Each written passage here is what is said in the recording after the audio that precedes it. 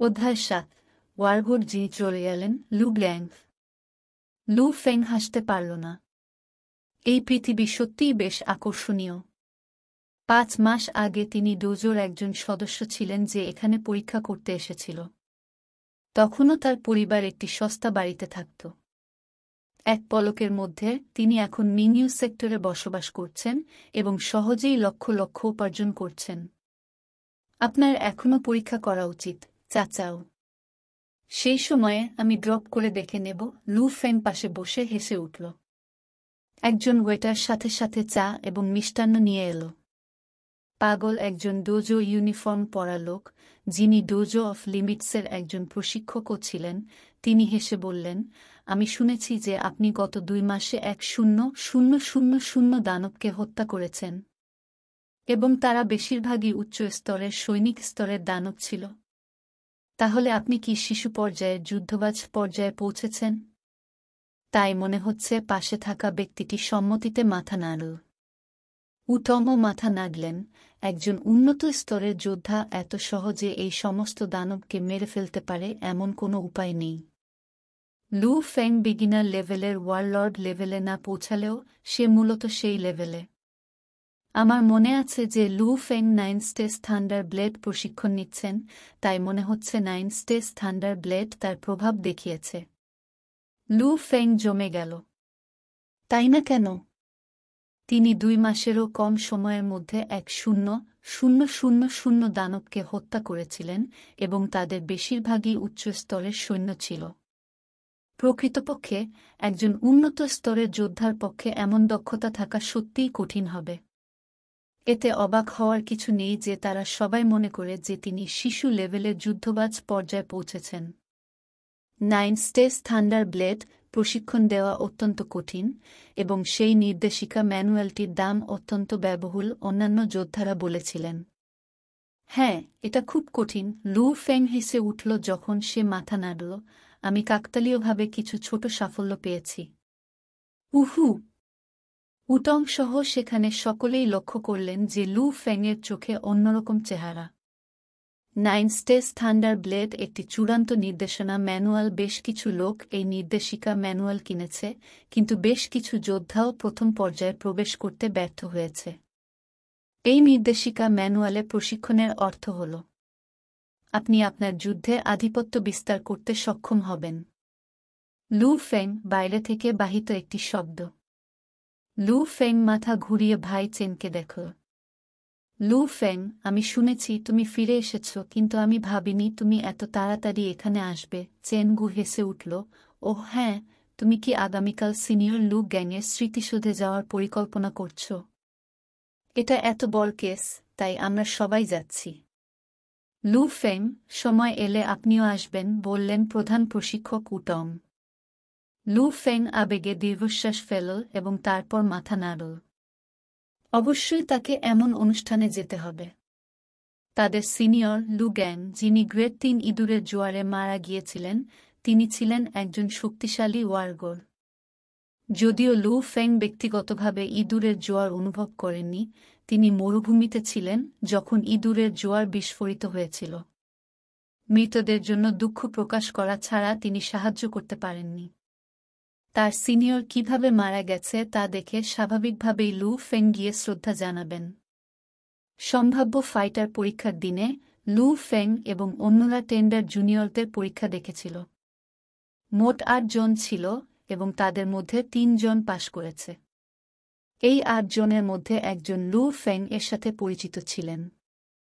জিয়ান অঞ্চলের dojo of লিমিটের একজন অভিজাত সদস্য। তবে এই অভিজাত সদস্য পাশ করেননি। ২ দিন ভোর। তাপমাত্রা কম ছিল। জিয়ান্নান শহরের হিরোস হলের অন্ত্যেষ্টিক্রিয়া পার্লারে নিরাপত্তা অত্যন্ত কঠোর ছিল, কারণ অনেক লোক তাদের সিনিয়র লু গ্যাংকে শ্রদ্ধা জানাতে আসছিল। ফায়ার হ্যামার স্কোয়াডের ৫ জন সদস্য সবাই একত্রিত হয়েছিল এবং তাদের ৫ জনেরই কালো পোশাক ছিল। আজ এখানে বেশ কিছু লোক আছে, চেনগু একটি দীর্ঘশ্বাস ফেলে বলল। লু ফেং চারপাশে তাকাল এবং শুধু আশেপাশের রাস্তাগুলি সমস্ত লোকে ভরা ছিল যারা তাদের শ্রদ্ধা জানাতে এসেছেন। সবচেয়ে বড় কথা, আজ শোকের প্রথম দিন, তাই শুধুমাত্র যোদ্ধা, পরিবারের সদস্য, উচ্চপদস্থ সরকারি আধিকারিকদেরই আসতে দেয়া হয় এবং আগামীকাল থেকে সপ্তম দিন পর্যন্ত নিয়মিত নাগরিকদের শ্রদ্ধা জানাতে আসতে দেওয়া হয়। তা সত্ত্বেও এখানে 1,000 জনেরও বেশি লোক জড়ো হয়েছিল এবং এই সমস্ত লোক জিয়াংনান শহরের উচ্চ শ্রেণীর লোক ছিল। তাদের মধ্যে কিছু বড় ব্যবসা, সরকার এবং সেনাবাহিনীর শীর্ষে ছিল। সেখানে বিপুল সংখ্যক যোদ্ধাও ছিল। যোদ্ধাদের দলে এমনকি শক্তিশালী ওয়ার-গড লেভেলের যোদ্ধাও ছিল। একজন ওয়ার-গড মারা গেলে অন্যান্য ওয়ার-গডরা তাদের শ্রদ্ধা জানাতে আসা স্বাভাবিক। জাতীয় টেলিভিশনও এসেছিল। লু ফেং তাদের গাড়ি দেখার সময় বলেছিলেন। একটি ওয়ার-গডের স্মারক সভা সমগ্র দেশে সম্প্রচার করা হয়। গাও ফেং কৃতজ্ঞতার সাথে বলেছিলেন, প্রতি বছর সমগ্র চীন জুড়ে খুব কমই কোনো যুদ্ধগড় মারা যায়। শুধুমাত্র ওয়ার-গড বা উচ্চতর র্যাঙ্ক করা যোদ্ধারা সারা দেশে সম্প্রচার করতে পারে। যোদ্ধা এবং যোদ্ধা পর্যায়ের যোদ্ধারা কখনই এমন দুর্দান্ত আচরণ উপভোগ করতে পারবেন না। এছাড়াও শুধুমাত্র সেনাবাহিনীর উচ্চপদস্থ জেনারেলরাই এই ধরনের চিকিৎসা পান। দেখুন, এটা জিয়াংনান শহরের মেয়র।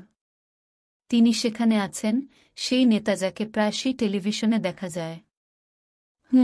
ওদিকে তাকান, এটি জু পরিবারের প্রধান, এই 4 জোটের 1-2টি পরিবারের একটি। লু ফেং জু পরিবারের কথা শোনার পর সে দেখতে পাচ্ছিল না। একজন বৃদ্ধ যে একটু মোটা ছিল এবং তার সারা মাথায় সাদা চুল ছিল, তার বয়স প্রায় 80 বা 90 বছর। যাই হোক, স্বাভাবিকভাবেই তার চারপাশে উচ্চ কর্তৃত্বের আভা ছিল। তার পেছনে তার অধস্তন 4 জন ছিল। ওদিকে আছে শক্তিশালী ওয়ার-গড লেভেলের ফাইটার ঝুগে শান। তিনি আমাদের প্রধান প্রশিক্ষক ঝুগে তাওয়ের ভাই। বেশ কয়েকজন যোদ্ধা আলোচনা করছিল। যারা আজ এখানে এসেছেন তারা সত্যিই গুরুত্বপূর্ণ মানুষ ছিলেন। সরকার, সেনাবাহিনী, ব্যবসা বা যোদ্ধাদের বিশ্বে তাদের সবার শীর্ষে ছিল। স্মৃতিসৌধ শুরু হচ্ছে। গাও ফেং সামনের দিকে তাকিয়ে বলল, তবে প্রবেশ করার আগে আমাদের একটু অপেক্ষা করতে হবে। চলো অপেক্ষা করি, আমরা খুব কমই এই সমস্ত লোকদের দেখতে পাই। চেন গু হেসে উঠল। লু ফেং এবং অন্যরা রাস্তার পাশে দাঁড়িয়ে প্রচুর যোদ্ধা নিয়ে পিছনে অপেক্ষা করছিল। সামনের ভিআইপিরা ইতিমধ্যেই ঢুকতে শুরু করেছে। বিপ! একটি বিষণ্ণ, অন্ধকার শসার আকৃতির ফাইটার এয়ারক্রাফট সরাসরি অনেক দূর থেকে উড়েছিল এবং বীরদের হলের চারপাশে থাকা সেনাবাহিনী এটিকে আটকানোর চেষ্টা করেনি। এবং শক্তিশালী ওয়ার-গড যোদ্ধারা, জিয়াংনান শহরের মেয়র এবং সেনাবাহিনী ও সরকারের উচ্চপদস্থ কর্মকর্তারা যারা স্মৃতিসৌধে প্রবেশ করেছিলেন তারা সবাই অভিবাদন জানাতে বেরিয়েছিলেন। একজন বল এসেছেন। চেন গুয়ের চোখ জ্বলে উঠল। ধুর, কি ধরনের লোক এলো! এমনকি গাও ফেং হতবাক। ঘটনাস্থলে যারা ছিল তারা ইতিমধ্যে চীনের উচ্চ শ্রেণীর সমাজের শীর্ষে ছিল। উদাহরণস্বরূপ, ওয়ার-গড যোদ্ধাদের শীর্ষে ছিল। জিয়াংনান শহরের মেয়র নিঃসন্দেহে একজন শীর্ষ কর্মকর্তা। চীনে মাত্র 6টি সদর দফতরের শহর রয়েছে, তাই তিনি গ্র্যান্ড নির্বাণা সময়ের আগে একজন গভর্নরের চেয়ে অনেক বেশি গুরুত্বপূর্ণ। তবে এই সব মানুষ বেরিয়েছে শুভেচ্ছা জানাতে। এটা কে? লু ফেং ভালো করে তাকাল। সমস্ত যোদ্ধা, এমনকি জাতীয় টেলিভিশনের সাংবাদিকরাও ঘনিষ্ঠভাবে তাকিয়েছিল। কেউ আওয়াজ করার সাহস পেল না। সম্পূর্ণ নীরবতা। শসার আকৃতির ফাইটার এয়ারক্রাফটটি ধীরে ধীরে নিচে নামল এবং এর যান্ত্রিক দরজা খুলে গেল। একজন পাতলা লোক যার অ্যাকুইলিন নাক ছিল এবং যার জামাকাপড় কালো ছিল সে ফাইটার এয়ারক্রাফটের সিডিতে নেমে এল। দেখে মনে হচ্ছিল না যে তিনি ভালো মেজাজে আছেন এবং তার চোখে অশ্রু দেখা যায়। শুধু তার উপস্থিতির কারণে 100 মিটার ব্যাসার্ধের লোকেদের মনে হয়েছিল যে তারা অন্ধকারে পড়ছে। তিনি সেই ব্যাসার্ধের দেবতা। জনাব ঝু, একজন শক্তিশালী ওয়ার-গড যোদ্ধা কথা বলেছেন। অ্যাকুইলিন নাকওয়ালা লোকটি দীর্ঘশ্বাস ফেলল এবং কিছু বলল না। ওয়ার-গড যোদ্ধারা, জিয়াংনান শহরের মেয়র এবং কিজোটো শহরের সমস্ত উচ্চপদস্থ কর্মকর্তা এবং সেনাবাহিনী মাথা নেড়ে সোজা হিরোদের হলের দিকে চলে গেল। তার পিছু পিছু অন্য লোকেরা। সম্পূর্ণ নীরবতা। এই গুরুত্বপূর্ণ ব্যক্তিদের প্রবেশের পরেই বাইরে থেকে আলোচনা শুরু হয়েছিল। সে কে? লু ফেং কৌতূহলে ভরপুর ছিল। এটি নিঃসন্দেহে চীনের শীর্ষস্থানীয় ব্যক্তিদের ধরন। ওয়ারগোর যোদ্ধারা খুব কমই একজন দেশের নেতাকেও অভিবাদন জানায়। সাধারণত ওয়ারগোর যোদ্ধারা উচ্চপদস্থ কর্মকর্তাদের সম্মান করে না। কোনো ধারণা নেই চেন গু এবং অন্যরা মাথা নাড়ল। গাও ফেংয়ের কান খানিকটা নড়ল এবং তারপর সে শান্তভাবে বলল, সামনে কেউ একজন বলেছে যে লোকটির নাম এখন ঝুসি। ঝুসি নাম শুনেছি। তখন তিনি একজন অত্যন্ত বিখ্যাত ওয়ারগড স্তরের যোদ্ধা ছিলেন। যাই হোক, তারপর থেকে আমি তার কথা শুনিনি। তিনি খুব কমই নিজেকে দেখান।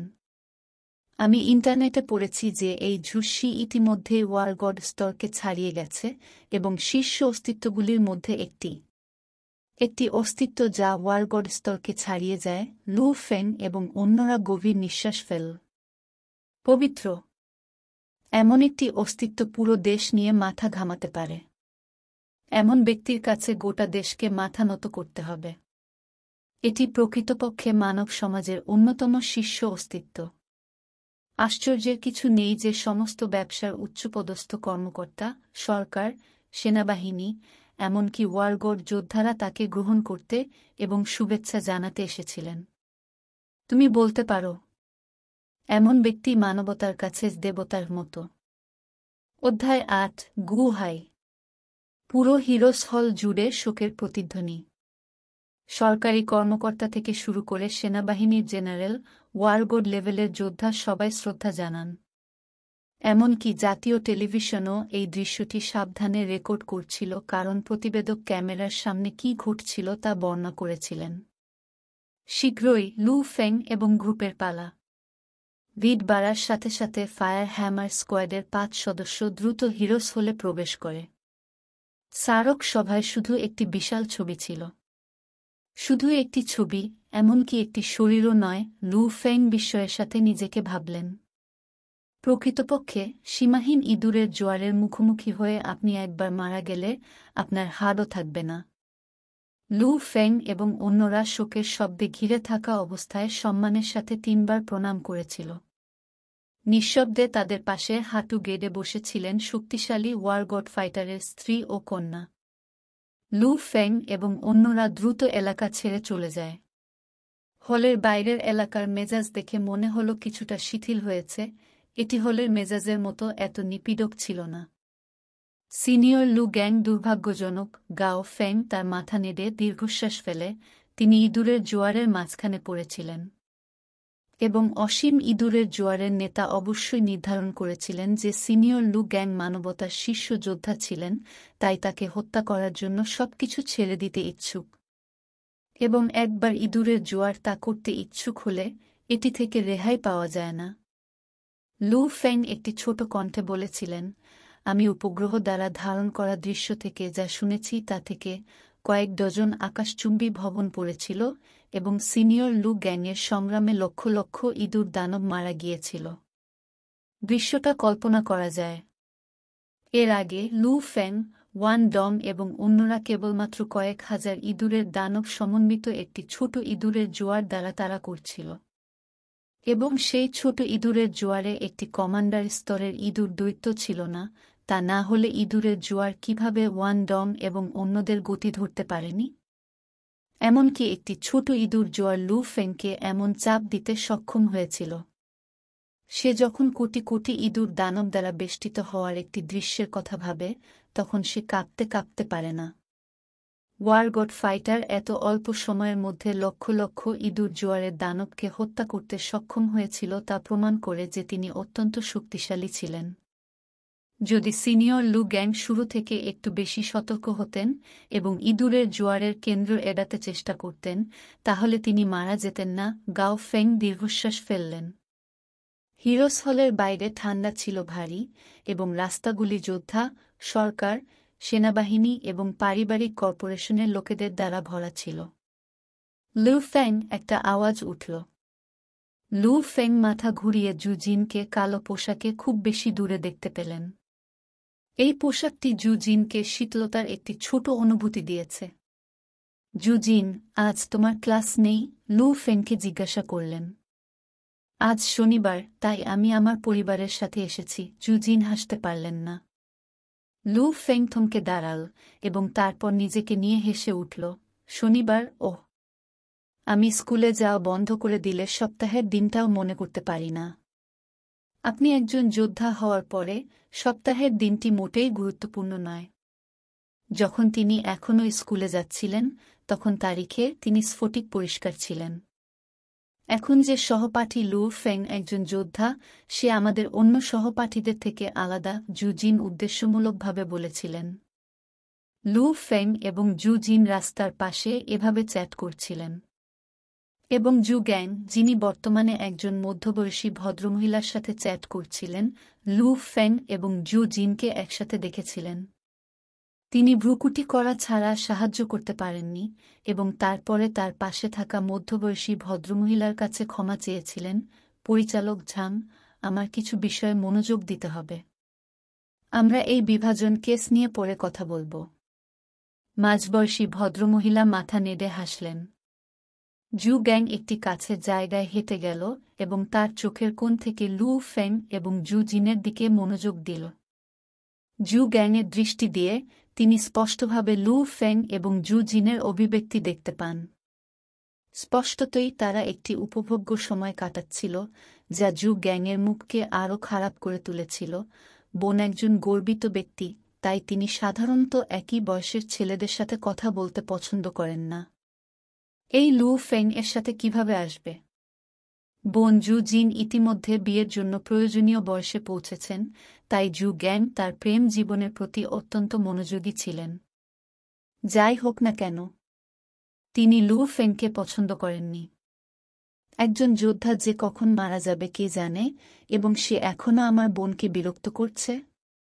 তারা যত গভীরে যাবে, ভবিষ্যতে আমার বোনকে ততই তিক্ত কষ্টের মধ্য দিয়ে যেতে হবে। জু গ্যাং রাগান্বিত হয়ে উঠেছিল। এই লু ফেং, আমি ইতিমধ্যেই তাকে শেষবার কৌশলে বলেছিলাম। সে যদি জানে, তাহলে সে যেন আমার বোন থেকে দূরে থাকে। সে আমার দয়ার প্রশংসা করতে ব্যর্থ হয়। জু গ্যাং স্পষ্টতই পাগল ছিল, কিন্তু সে পাগল হলেও কি করতে পারে? তিনি বোকামি করে চার্জ দেবেন না। জু গ্যাংয়ের দৃষ্টি অপ্রত্যাশিতভাবে খুব বেশি দূরে নয় এমন একজনের দিকে পড়ে এবং একটি হৃদস্পন্দনের সাথে, আমি লু ফেংকে কিছুটা ব্যথা পেতে দেব এবং তার জায়গাটি জানব। সে মনে মনে ভাবতেই জু গ্যাং বাম দিকে এগিয়ে গেল।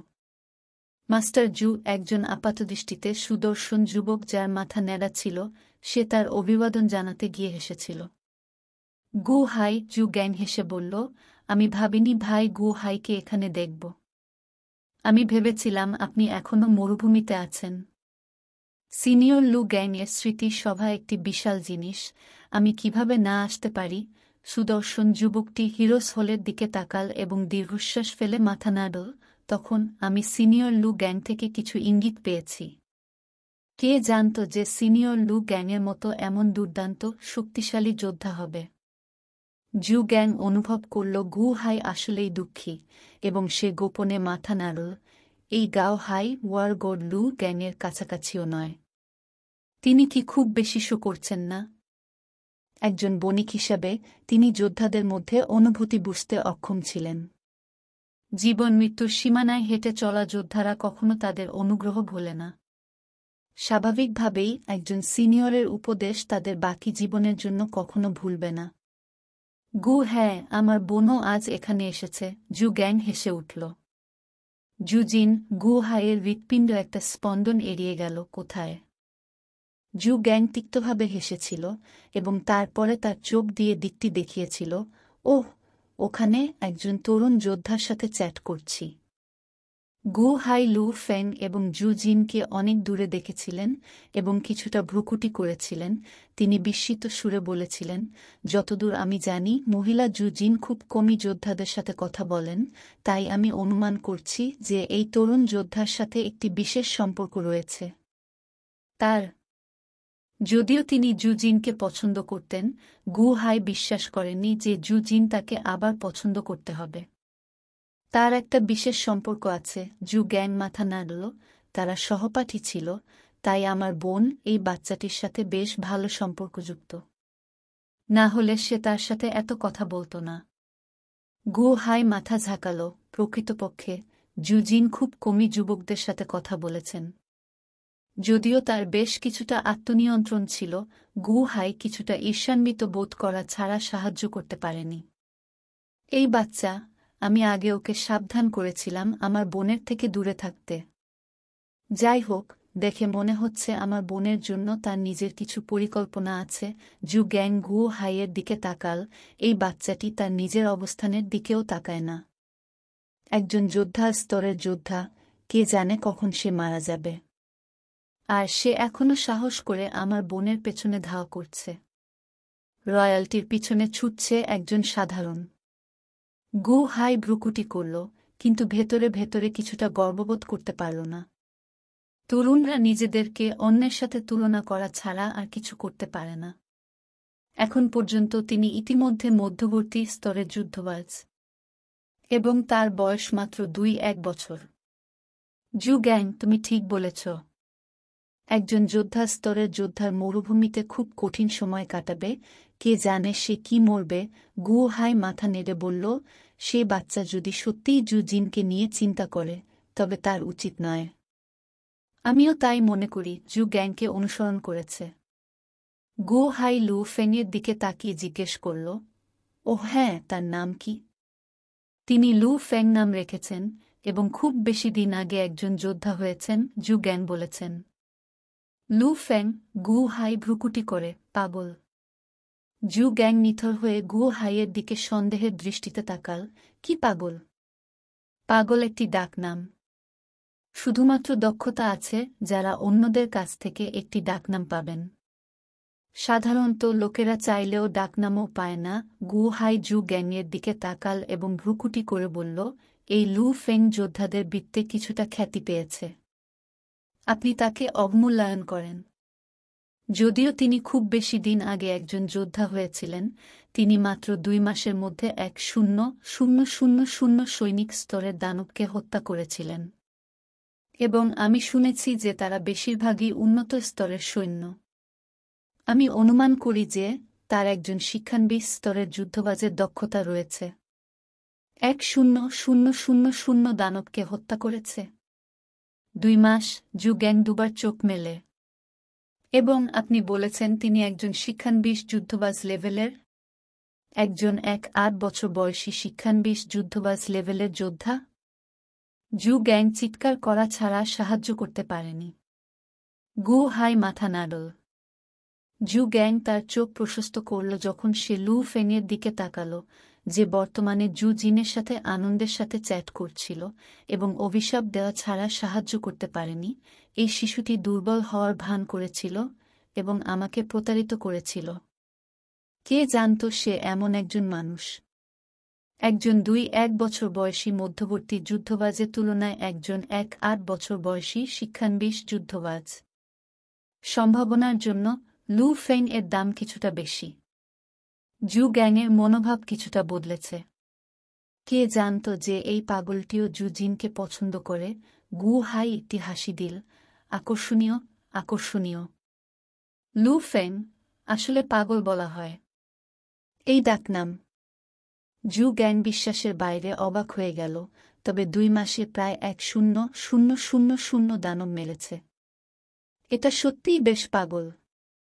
অধ্যায় 9, 003 শহর। তিনি সম্পূর্ণভাবে হতবাক হয়ে গেলেন, কিন্তু জু গ্যাং দ্রুত তার সংযম ফিরে পেলেন। তিনি যখন দূর থেকে লু ফেংকে পরীক্ষা করলেন, বণিক দ্রুত সিদ্ধান্তে উপনীত হলেন, এই লু ফেং এখনও তরুণ, কিন্তু তিনি ইতিমধ্যেই একজন শিক্ষানবিশ স্তরের যুদ্ধবাজ। এবং বাড়িতে তার যে অবস্থা ছিল তা মোটেও ভালো ছিল না, তাই এই পর্যায়ে আসতে সক্ষম হওয়া সত্যিই বিরল। আমি এটাকে এভাবেই দেখব। যদি সে কোনো দিন ওয়ারগড লেভেলের অস্তিত্বে পরিণত হতে পারে, তাহলে আমি ভয় পাচ্ছি যে আমার বাবা এবং অন্যদের কাছে বোনকে বিয়ে করা ছাড়া কোনো উপায় থাকবে না। যা হোক, একজন যোদ্ধা শেষ পর্যন্ত একজন যোদ্ধা। এমনকি লু গ্যাং মারা যেতে পারে, তাই কে জানে কখন সে মারা যাবে। যাই হোক, আমি আর ভাবব না। আমি শুধু দেখব কিভাবে লু ফেং এখান থেকে বেড়ে উঠবে, জু গ্যাং মনে মনে ভাবল।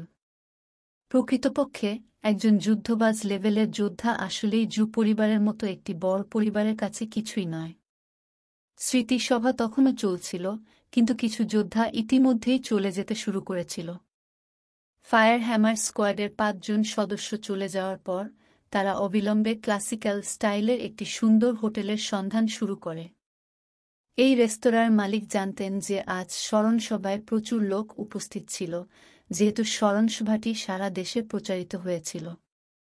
একবার তিনি লু ফেং এবং অন্যরা যে দিক থেকে এসেছেন তা দেখলেন। তাদের পাশে ফাইটার অনলি গাড়ি সহ রেস্তোরাঁর মালিক অবিলম্বে বুঝতে পারলেন এই 5 জন কারা এবং তাদের 3য় তলার সেরা ঘরে নিয়ে গেলেন। ঠিক আছে, এখন যাও। চেন গু দ্রুত কিছু খাবারের অর্ডার দিলেন এবং হাত নেড়ে ওয়েটারকে চলে যাওয়ার ইঙ্গিত দিলেন। রেস্তোরাঁর সবচেয়ে সুন্দরী মহিলা ওয়েটার তাদের দিকে উঁকি মারল এবং তারপর বাধ্য হয়ে রুম থেকে বেরিয়ে গেল। আমি আজকে বেশ ভালো মেজাজে ছিলাম যতক্ষণ না আমি টাইগার ফ্যাং স্কোয়াডের জার্জদের দেখেছি। ওদের দেখে আমার মেজাজ পুরোপুরি নষ্ট হয়ে গেছে। গাও ফেং দাঁত চেপে রাগ করে বলতে পারল না। তারা চলে যাওয়ার আগে লু ফেং এবং অন্যরা টাইগার ফ্যাং স্কোয়াডের সাথে দেখা করেছিল, যারা তাদের শ্রদ্ধা জানাতে এসেছিল। ক্যাপ্টেন, এই জার্জদের উপর এত রাগ করার দরকার নেই, এটা মূল্যহীন। ওয়েইটাই মাথা নাড়ল। আমরা প্রান্তরে প্রবেশ করার পরে আমরা তাদের পরিত্রাণের একটি সুযোগ খুঁজে পাব। ওয়েকিং ঠান্ডাভাবে হেসে উঠল। লু ফেং ভ্রুকুটি করে এবং তার আধ্যাত্মিক শক্তি দিয়ে পুরো রুম স্ক্যান করে নিশ্চিত করে যে কোনো লুকানো শোনার যন্ত্র ছিল না। লু ফেংকে এমনভাবে দেখার পর গাও ফেং হেসে বলল, লু ফেং, কোনো চিন্তা নেই। এই রেস্তোরাঁটি একটি উচ্চ শ্রেণীর হিসাবে গণনা করা হয়, তাই যারা এই ধরনের রুমে খায় তারা সাধারণত বেশ গুরুত্বপূর্ণ ব্যক্তি। শ্রেণীবদ্ধ তথ্য প্রায়ই এখানে কাছাকাছি যায়। এই রেস্তোরাঁর মালিক যদি কানে শোনার সাহস করেন, তবে তিনি মৃত্যু খুঁজছেন। চেন গু আরও কথা বলেছিলেন, কেউ কানে শুনলে কে চিন্তা করে? আমরা শুধু মানুষ হত্যার কথা বলেছি, কিন্তু এখনও কাউকে হত্যা করিনি। আমরা মুখ দিয়েও এটা নিয়ে কথা বলতে পারি না? লু ফেং সম্মতিতে হেসে উঠল। ক্যাপ্টেন, টাইগার ফ্যাং স্কোয়াডের পিছনে কোনো বিরক্তিকর পরিসংখ্যান আছে? লু ফেংকে জিজ্ঞাসা করলেন। যদি থাকে, তাহলে আমাদের সতর্ক থাকতে হবে। সো নোট, আমি যেদিকেই তাকাই না কেন, এটি ফায়ার হ্যামার স্কোয়াড বলেছে, কিন্তু প্রেক্ষাপট বিবেচনা করে আমি নিশ্চিত যে এটি টাইগার ফ্যাং স্কোয়াড। এটি কেবল একটি টাইপও হতে পারে, তবে আমি প্রথম চেক করা সমস্ত উৎসগুলিতে কখনো এই জাতীয় টাইপও দেখেছি। সেখানে কে থাকতে পারে? গাও ফেং উপহাস করে বললেন, এটা এমন নয় যে তাদের বাবা মা ওয়ারগড। ওহ হ্যাঁ, সিনিয়র ওয়ারগড লু গ্যাং এর 3টি সন্তান, 2 ছেলে এবং 1 মেয়ে। আর বড় ছেলে ও মেয়ে যুদ্ধবাজ পর্যায়ের বিশেষজ্ঞ। শুধুমাত্র দ্বিতীয় পুত্রের শক্তি গড় ওয়েইটাই দীর্ঘশ্বাস ফেলে, এই বিশেষজ্ঞরা ঠিক একই নয়। এমনকি কন্যা ইতিমধ্যেই এত শক্তিশালী। ওহ, 3টি শিশু এবং তাদের মধ্যে 2 জন যুদ্ধবাজ পর্যায়ের। লু ফেং হতবাক। এটা বেশ স্বাভাবিক। গাও ফেং বললেন, লু ফেং, আপনি অনেক দিন ধরে যোদ্ধাদের বৃত্তে নেই, তাই আপনি সম্ভবত খুব বেশি নিশ্চিত নন। আসলে একজন শক্তিশালী যোদ্ধার সন্তানরাও হবে বেশ শক্তিশালী। উদাহরণস্বরূপ, বিশ্বের সবচেয়ে শক্তিশালী যোদ্ধা হং একটি অস্তিত্ব যা একটি ওয়ারগডকে অতিক্রম করে। আর তার ছেলে মেয়েরা সবাই ওয়ারগড লেভেলের। লু ফেং দুবার চোখ বুলিয়ে নিলেন, তিনি সত্যিই এই বিষয়ে জানতেন না। এটি আসলে বেশ সহজ। গাও ফেং হেসেছিলেন যখন তিনি চালিয়ে যান, যখন একজন যোদ্ধা প্রশিক্ষণ দেয় তখন তার শরীরের প্রতিটি কোষ জেনেটিক শক্তি শোষণ করে, তার শরীরের জিনগুলিকে নিখুঁত করে। তার শরীরের জিন ক্রমাগত ভালো হতে থাকে এবং সেই প্রক্রিয়ায় যোদ্ধা যত শক্তিশালী হবে তার জিন তত উন্নত হবে। এবং যখন তিনি বিয়ে করেন এবং সন্তানের জন্ম দেন তখন সেই জিনগুলি পরবর্তী প্রজন্মের মধ্যে চলে যায়। হং থান্ডার গড় এবং ঝু শিয়ের মতো অসাধারণ শক্তিশালী যোদ্ধাদের বাচ্চাদের জন্য ওয়ার গড় স্তরে পৌঁছানো অদ্ভুত নয়, কারণ তাদের জিন এমনিতেই দারুণ। যাই হোক, এটি সম্পূর্ণরূপে বহন করে না। যদি তারা তাদের পিতামাতার মতো শক্তিশালী না হয় তবে এটি প্রতিটি প্রজন্মকে দুর্বল থেকে দুর্বল করে তুলবে। অবশেষে সেই পরিবারের জিনগুলি আবার গড় হয়ে উঠবে। লু ফেং মাথা নাড়ল। সন্তান হওয়ার সময় জিন আসলেই পাস হয়। শক্তিশালী যোদ্ধাদের সন্তানদের জন্মের সময় একটি সুবিধা আছে। দরজা খুলল, ওয়েটার খাবার নিয়ে ঢুকল। ঠিক আছে। ওয়েটার টেবিলে সবকিছু রেখে চলে যাওয়ার পরে গাও ফেং দীর্ঘশ্বাস ফেলে বলেছিল, আসলে যদি মানবতা এভাবে চলতে থাকে শক্তিশালী যোদ্ধাদের জিন চারপাশে ছড়িয়ে পড়বে, তাই মানবতার সমস্ত জিনের গুণমান বৃদ্ধি পাবে। যাই হোক, যখন একজন দুর্বল ব্যক্তি একজন শক্তিশালী ব্যক্তিকে বিয়ে করে তখন তাদের সন্তানরা বেশ স্বাভাবিক হতে পারে। সুতরাং সামগ্রিকভাবে মানবতার জিনের মান বাড়ানো খুব কঠিন। শক্তিশালীরা মানবজাতির জিনের গুণমান বাড়ায় যখন দুর্বল লোকেরা তাদের কম করে। তবে একটা বিষয় পরিষ্কার, সময়ের সাথে সাথে সমগ্র মানবতার জিন ক্রমাগত গুণমান বৃদ্ধি পাবে। একদিন প্রায় সমস্ত মানবতা যোদ্ধা হয়ে উঠতে পারে। গাও ফেং এর উপসংহারে লু ফেং সামান্য মাথা নাড়ল। অবশ্যই প্রতিটি মানুষের জন্য একজন যোদ্ধা হয়ে উঠতে কত সময় লাগবে কে জানে।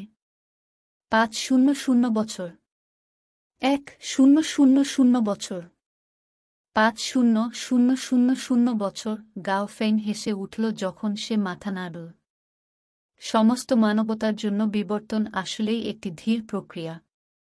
লু ফেং এবং অন্যরা দ্রুত দুপুরের খাবার শেষ করে এবং খাবারগুলো নিয়ে যাওয়ার পর কিছু চায়ের অর্ডার দিল।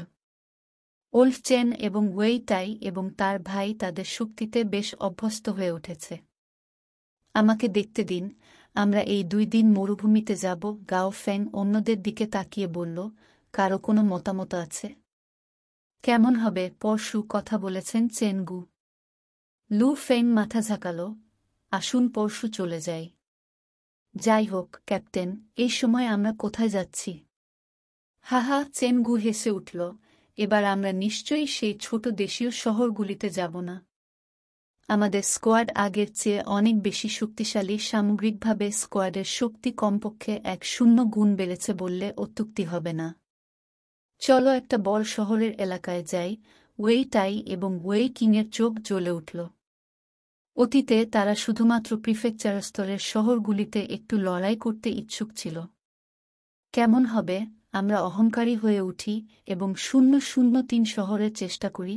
গাও ফেং গভীর নিঃশ্বাসে চুপচাপ বলল। 003 শহর? লু ফেং এবং অন্যরা সম্পূর্ণ হতবাক হয়ে গেল। 003 শহর? এটি কি প্রতিনিধিত্ব করে? আপনি বলতে পারেন এটি সমস্ত ইউরেশিয়ার সবচেয়ে ভয়ঙ্কর অঞ্চলগুলির মধ্যে একটি। এই জায়গাটি সমুদ্রের কাছাকাছি, তাই এখানে প্রচুর পরিমাণে সমুদ্রের দানব রয়েছে। এই শহরেও সর্বোচ্চ ভবনের ঘনত্ব রয়েছে, তাই এখানে দানবদের সংখ্যা উদ্বেগজনক পরিমাণে পৌঁছেছে। অনেক হরড লিডার লেভেলের দানব আছে, এমনকি দানবও যারা হোর্ড লিডার লেভেলকে ছাড়িয়ে গেছে তারা এখানে বাস করে। শীর্ষ যোদ্ধা বড় পরিমাণ এখানে আসা। এশিয়ার অন্যান্য হেডকোয়ার্টার শহর থেকেও যোদ্ধারা এই এলাকায় আসে শুধু এই শহরের জন্য। এখানে যেখানে মানব যোদ্ধা এবং সৈন্যরা একে অপরকে হত্যা করে। এখানে যেখানে চীনের অর্থনীতির কেন্দ্র ছিল গ্র্যান্ড নির্ভানা সময়ের আগে, সাংহাই শহর। ওখানে ওয়েই টাই এবং ওয়েই কিং দুজনেই হতবাক। এটি খুব বেশি, অসুবিধার ব্যবধানটি খুব বেশি। ওয়েই টাই বলতে পারলেন না, আমরা প্রথমে পুরানো সূচতে 023 শহরে যাই। যতই অহংকারী হোক না কেন, 003 শহরের নাম শুনলেই ভয়ে কেঁপে উঠবে। এই জায়গা যেখানে আসল ড্রাগন, সাপ এবং অ্যালিগেটর উপস্থিত হয়। গাওফেং অন্যদের দিকে তাকিয়ে হেসেছিল। ভয় লাগছে? কে ভয় পাচ্ছে? যে কেউ 003 শহরে যাবে সে বল অধিকার পাবে। চেন গুর চোখ ভেসে উঠল। যাও, অবশ্যই আমরা যাচ্ছি। 003 শহরটি যাই হোক একটি বিশাল শহর, সম্ভবত অন্যান্য শহরের তুলনায় 100 গুণেরও বেশি। আমরা শুধু সীমান্তে হামাগুড়ি দিচ্ছি, ভয় পাওয়ার কি আছে? লু ফেং, তোমার কি খবর? দলটি লু ফেংয়ের দিকে তাকাল, যেহেতু তিনি স্কোয়াডের শীর্ষ ফাইটিং ফোর্স ছিলেন। লু ফেং ভাবলেন। অবশ্যই লু ফেং কিংবদন্তি 003 শহর সম্পর্কে জানতেন। 003 শহর আজ মানুষের কাছে যা বোঝায় বনাম সাংহাই গ্র্যান্ড নির্ভানা সময়ের আগে যা বোঝায়, তারা উভয়ই বিশেষ। ঠিক আছে, আমরা যেতে পারি, কিন্তু আমাদের শহরতলির থেকে ধীরে ধীরে যেতে হবে। লু ফেং মাথা নাড়ল। অবশ্যই আমরা শহরতলির থেকে ধীরে ধীরে যাচ্ছি। নাকি আমি বেঁচে থাকতে ক্লান্ত? আমি এখনো মরতে চাই না, গাও ফেং হেসে বলল। আমার কিছু পুরানো বন্ধু সবাই 003 শহরের চারপাশে ঘুরছে। সেখানেই সমস্ত শীর্ষ যোদ্ধা উপস্থিত হয়। হামশামস, অবশ্যই আমাদের সেখানেও যাওয়া শুরু করতে হবে। 003 শহরে টিকে থাকতে পারা শক্তির প্রতীক, কারণ সেখানে প্রচুর পরিমাণে অ্যালিগেটর রয়েছে। এমনকি শহরতলিতেও প্রচুর পরিমাণে কমান্ডার স্তরের দানব রয়েছে। আর নদীর ধারে বেশ কিছু দল নেতা লেভেলের দানব। তাই যাদের শক্তি নেই তারা 003 শহরে যেতে সাহস করবে না। ঠিক আছে, তাহলে সবাই একটু বিশ্রাম নিন। আমরা আগামীকাল 003 শহরের দিকে রওনা হব। গাও ফেং হেসে উঠল। ঠিক আছে, 003 শহরে। লু ফেং এবং অন্যদের রক্ত ফুটছিল। আপনি যদি কোনো ত্রুটি খুঁজে পান অনুগ্রহ করে আমাদের জানান, যাতে আমরা যত তাড়াতাড়ি সম্ভব এটি ঠিক করতে পারি। To be continued.